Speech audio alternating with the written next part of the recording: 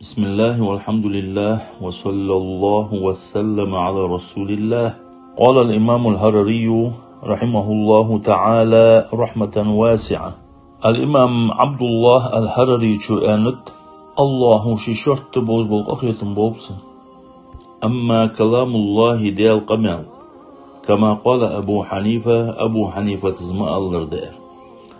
قال أبو حنيفة زيان في رسالة له رسالة شحة: الله يروى بجوة ويسمع خزجوة، لا كما نروى وين قور اختردواتش ونسمع وين خزر اختردواتش.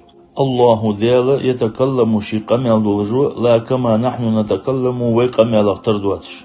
نحن وي نتكلم قمال دو بالآلة كيتشل لغراء موت بوردش سارع والس، والمخارج والحروف ألبش حدواجش موتيش اشتبه قمال.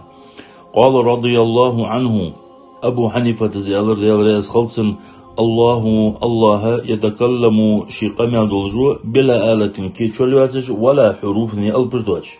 كلامه الله قمال الذاتي شي ذاتي دولجدولتسن شي قمال ليس حرفا ألبدواتش ولا صوتا أوزيواتش ده. أما القرآن هو إز قرآن عبارة تز أي حقيقة عن كلام الله ديال قمال، الذي إز ديال قمال ليس حرفا ولا صوتا ألب واجواتشدو. وكذلك كل الكتب السماوية درجة كتبش جينجة سجلر بيمرشت عدسة روزدو.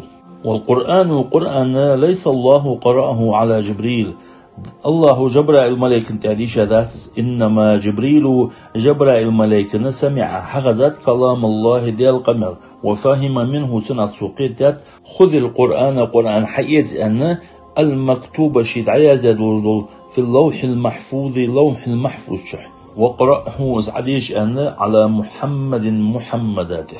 ثم تلتح محمد صلى الله عليه وسلم قرأه زعديشات على صحابته شي أصحاب رضي الله عنهم ليريس خلصان. الله لا يجوز عليه أن يتكلم بحرف وصوت.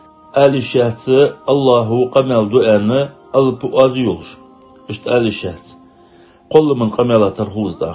وسمعه تنخزر ليس كسمع الخلق خزر اختردات، ولا رؤيته تنقر كرؤية الخلق نقور اختردات، ولا مشيئته تنلار كمشيئة الخلق لار اختردات، ولا حياته تندين خلر كحياة الخلق دين خلر اختردات. كل صفاته تندر كتاش، أي الله در كتاش ليس لها تانا ابتداء حلقيات ولا انتهاء شقيات. ارسمت الالش بزنا شابه بزكن ساده، ولا تتغير خوص لجدات. ليس كمثله شيء ديالت عنا حم اختروات، وهو السميع البصير. إذ مصدو الحم خزجوه مصدو الحم جوه. والحمد لله رب العالمين.